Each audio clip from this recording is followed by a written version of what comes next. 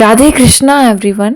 बात करते हैं सूर्य ग्रह की। सूर्य ग्रह जब द्वितीय भाव में सेकंड हाउस में मिथुन लगन की कुंडली में होंगे तो किस प्रकार से फल प्रदान करेंगे।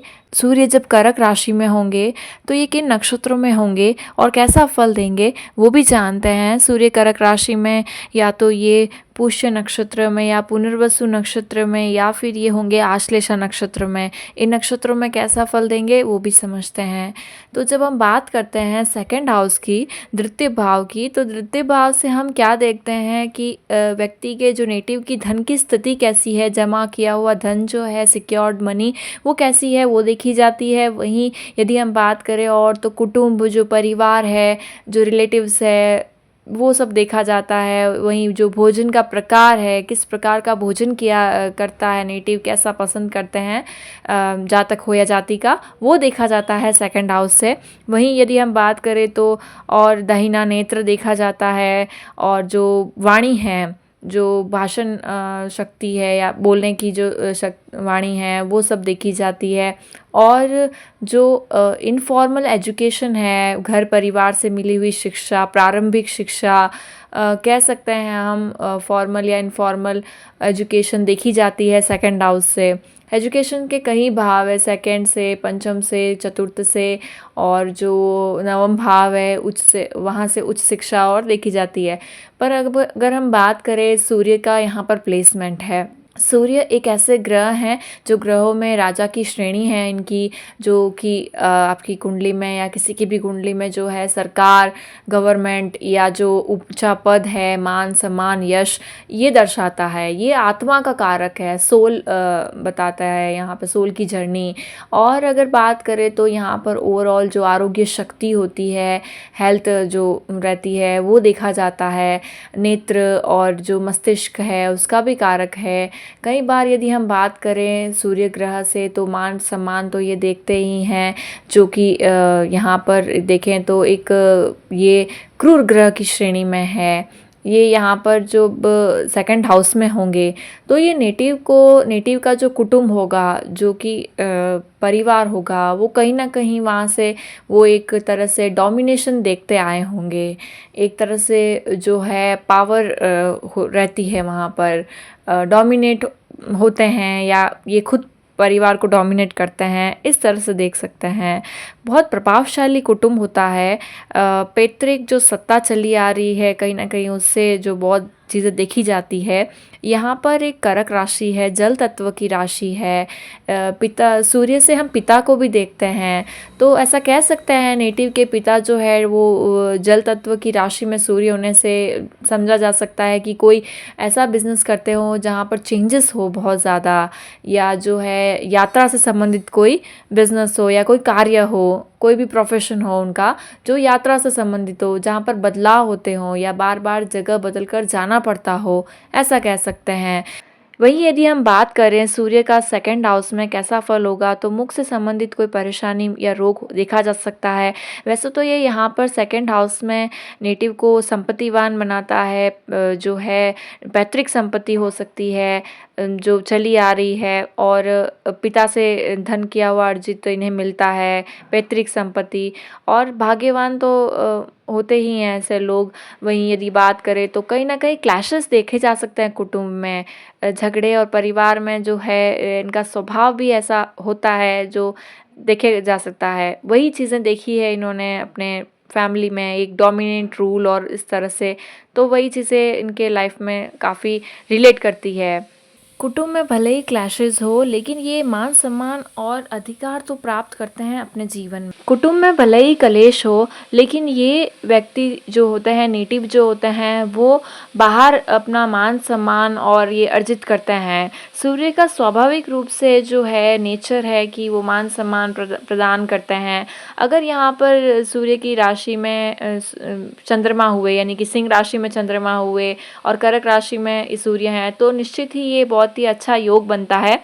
और यदि हम इस तरह से बात करें तो ओवरऑल ये बहुत ही जो है सौम्यवादी होते हैं, बात करने में एक सौम्यता होती है। आमतौर पर जो है वाणी में सूर्य का प्रभाव होने से एग्रेशन देखा जा सकता है, लेकिन कर्क राशि में होने के कारण हम सौम्यता भी देख सकते हैं। वहीं यदि हम और बात करें तो एक परोपकारी स्वभाव होता है। यहाँ पर जो है इतिहास से संबंधित चीज़ों को जानने की इच्छा और उसलिए उसके लिए ट्रैवल करना या ऐसा देखा जा सकता है।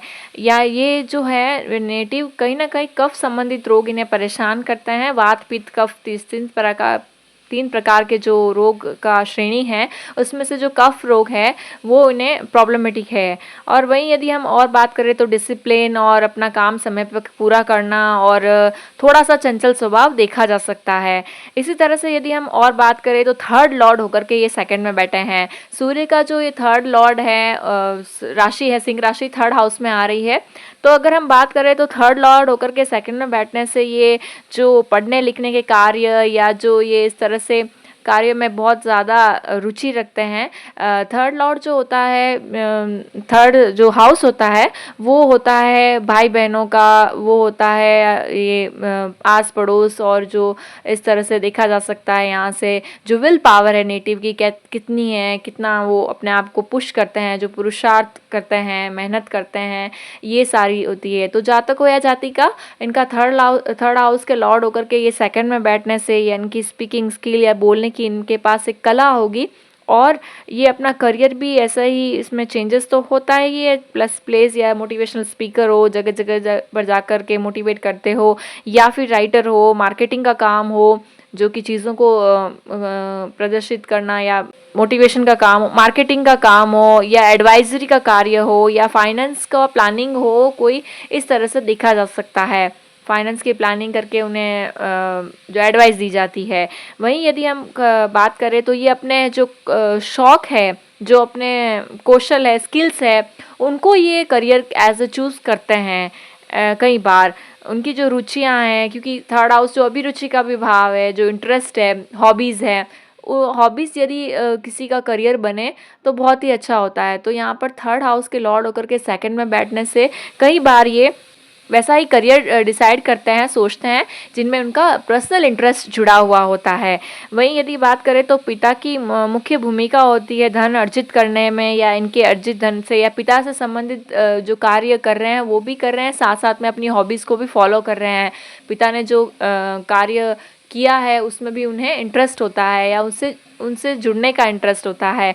वहीं यदि हम और बात करें तो यहाँ पर जो है इनकी एक सप्तम दृष्टि होती है सूर्य की, तो अपनी सप्तम दृष्टि से ये देख रहे हैं मकर राशि को, जो कि शनि की राशि होती है। यहाँ पर सूर्य के शनि की राशि में देख रहे हैं अष्टम भाव को, गुप्त चीज़ें, जो हिडन चीज़ें हैं, जो सीक्रेट्स है, जो ऑकल्ट है, उसमें भी कहीं बार जो जीवन में उस चीज़ को जानने की इच्छा होती है। यहाँ पर जो है ओवरऑल इस तरह से देखा जाता है कि ट्रांसफॉर्मेशन भी देखा जाता है जीवन में काफ़ी होता हो। यहाँ पर एक तरह से है कि जो चीज़ें नहीं है सामने, जो सीक्रेट्स है, उनको उजागर करना या उनको पता लगाना, खोजना, इससे संबंधित रुचि या एक तरह से कुछ छुपा हुआ चीज़ें उसे ढूंढने का एक डिज़ायर रहता है सोल का। वहीं यदि हम बात करें कौन से नक्षत्रों में है, तो सूर्य यहाँ पर पुनर्वसु नक्षत्र में होंगे, या पुष्य नक्षत्र में होंगे, या आश्लेषा नक्षत्र में होंगे।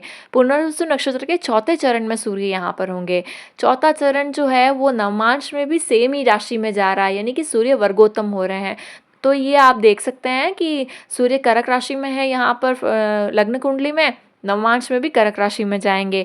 तो पुनर्वसु नक्षत्र गुरु का नक्षत्र होता है। गुरु जो है वो स्वाभाविक रूप से संस्कार, जो आदर्श, धर्म, इन सब से जुड़ा है, ज्ञान से जुड़ा है, मॉरल वैल्यूज से, एथिक्स से, यानी कि जो प्रिंसिपल्स है, सिद्धांत है, उनसे जुड़ा ग्रह है। और यदि ये जो इस ग्रह के नक्षत्र में है, कर्क राशि में है, तो स्वाभाविक रूप से एक दया, एक परोपकार की भावना होती है लोगों के प्रति। किसी का भी दुख देख के बहुत ही इमोशनल कनेक्शन होता है। और ये नर्चरिंग में जो कि चीज़ें नर्चर करना या किसी को समझाना, किसी को पढ़ाना, किसी की लाइफ को बदलना, बहुत इंटरेस्ट होता है। ये मेडिकल फील्ड में भी डॉक्टर भी हो सकते हैं। ऐसे लोग जो हैं डॉक्टर भी हो सकते हैं, केयरिंग फील्ड में, नर्चरिंग फील्ड में और कोई भी अदर मेडिकल फील्ड में देखे जा सकते हैं। वहीं यदि हम बात करें तो ये इमोशनली कनेक्ट तो होते हैं लोगों के साथ, एक साइकियाट्रिस्ट भी हो सकते हैं, हील करते हो लोगों को प्रॉब्लम से उनकी। वहीं पे अगर देखें तो जुपिटर जो है वो सैजिटेरियस में है, पाइसेस में है या सूर्य के साथ कर्क में है, फिर भी ये बहुत अच्छा कॉम्बिनेशन होगा। इस तरह से गुरु का अच्छा होना कुंडली में, नक्षत्र लॉर्ड का अच्छा होना। वहीं यदि हम बात करें सूर्य जो है पुष्य नक्षत्र में है, यदि पुष्य नक्षत्र शनि का होता है, शनि का नक्षत्र है और चंद्रमा की राशि है और सूर्य का यहाँ पर प्लेसमेंट है, तो देखा जा सकता है कि यहाँ पर जो है बहुत ज़्यादा पुष्य नक्षत्र का पोषण वाला मामला होता है, नर्चरिंग केयरिंग का होता है, पालना, और एक तरह से ये निस्वार्थ भाव से पालना या निस्वार्थ भाव से पोषण करना। यदि हम देखें तो ये जो सूर्य है शनि के नक्षत्र में है, बहुत डिले हो सकता है लाइफ में कुछ चीज़ों को मिलने में, पर पीपल शाइन करता है, नेटिव शाइन करता है। जो भी नेटिव जातक है जाति का, वो अपने जीवन में कुछ अच्छा अवश्य करते हैं, चाहे देरी से करें चाहे डिले से करें। डिले और डिफ़िकल्टीज देखी जा सकती है। अगर हम देखें तो फैमिली है, वाणी से धन कमाया जा सकता है, फैमिली से कमाया जाता है, फैमिली से जुड़ा कोई कार्य करते हुए। और वहीं पे देखें तो इन्होंने भी बहुत कुछ अपने जीवन में देखा होता है, काफ़ी प्रॉब्लम्स, परेशानियाँ, डिफ़िकल्टीज देखी होती है, तो ये आसानी से इमोशनली कनेक्ट करते हैं लोगों से। यदि हम देखें तो यहाँ पर मून का रोल बहुत इम्पोर्टेंट होता है। सारे नक्षत्रों में मून का इम्पोर्टेंट रोल इसलिए है कि मून जो है चंद्रमा पक्ष बल से कैसे हैं, चंद्रमा की डिग्री कैसी है, बहुत ही इम्पॉर्टेंट होगी डिफ़िकल्ट सिचुएशंस को हैंडल करने में। जब मून का डिग्री अच्छा होगा, जब चंद्रमा शुक्ल पक्ष का होगा और ये अगर अमावस्या का है और डिग्री से कम है, तो आप देख सकते हैं कि यहाँ पर ओवरऑल जो है वो लोग जो इमोशनली इंस्टेबिलिटी, यानी कि भावनात्मक रूप से जो है पता नहीं, बहुत भावनात्मक रूप से कमज़ोर कह सकते हैं या बहुत ही विचलित हो जाना, ऐसा देखा जा सकता है। कई बार सेल्फ सेंटर्ड होकर सोचना, सिर्फ अपने लिए होकर सोचना, अपने स्वार्थ के हिसाब से सोचना, ऐसा भी देखा जा सकता है। बस चंद्रमा अच्छा है तो ओवरऑल ये काफ़ी पॉजिटिव होंगे।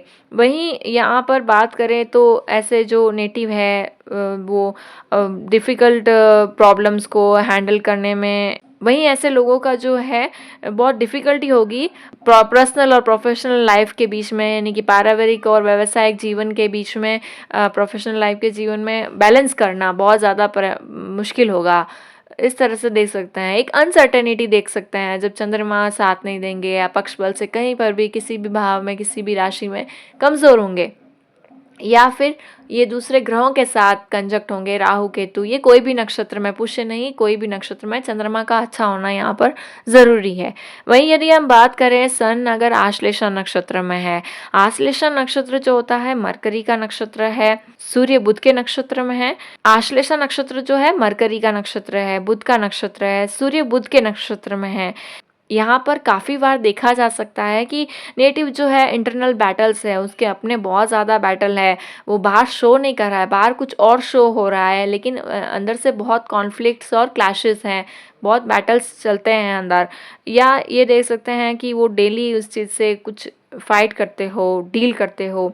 यहाँ पर फादर का रोल बहुत इम्पोर्टेंट होता है ऐसे नेटिव का जिनका आश्लेषा नक्षत्र में जो है सन होता है। फादर का जो प्रेजेंस है उनके लिए बहुत रोल प्ले करता है। ये कभी कभार हेल्पलेसनेस फील करते हैं या पावरलेस फील करते हैं, अपने आप को दबा सा महसूस करते हैं, ऐसा कई बार देखा जा सकता है। वहीं मून की पोजीशन फिर से बहुत इंपॉर्टेंट होगी इस नक्षत्र में भी, कि कहाँ पर मून है, कैसी पोजीशन में है, वो चीज़ें डिसाइड करेगी कि ये कैसे निकलता है। बाकी ओवरऑल जो है यहाँ पर एक तरह से पॉजिटिव रिजल्ट होगा। बाकी सारे कंजक्शन भी मैटर करते हैं, बाकी सारे प्लेसमेंट भी मैटर करते हैं किसी भी इंडिविजुअल की लाइफ को डिसाइड करने में। ये तो सिर्फ एक जिस्ट है। वहीं यहाँ पर ये बहुत लोग एक्सप्रेसिव होंगे, बहुत ज़्यादा अपने आप को जो है एक्सप्रेस करेंगे आसानी से। बुध का नक्षत्र है ना, तो जो सोच रहे हैं वही दिख रहे हैं, कुछ छुपा हुआ नहीं है, ऐसा भी कह सकते हैं। यहाँ पर बस एक यही एडवाइस है कि अपने इमोशंस को, अपने भावनाओं को ओवरलैप ना होने दें अपने पर्पस के थ्रू। अपने भावनाओं और अपने जो लाइफ का पर्पस है उसको काफ़ी सुलझा हुआ टाइप अपने जीवन को बनाएं, कॉम्प्लिकेटेड ना बनाएं बस। तो आज हमने बात की सूर्य जब कर्क राशि के अंदर सेकंड हाउस में मिथुन लगन की कुंडली में होंगे तो कैसा फल देंगे, और पुष्य नक्षत्र, आश्लेष नक्षत्र, पुनर्वसु नक्षत्र में कैसा फल देंगे। अगर आपने इससे रिलेट किया है तो like, share and subscribe. Radhe Radhe.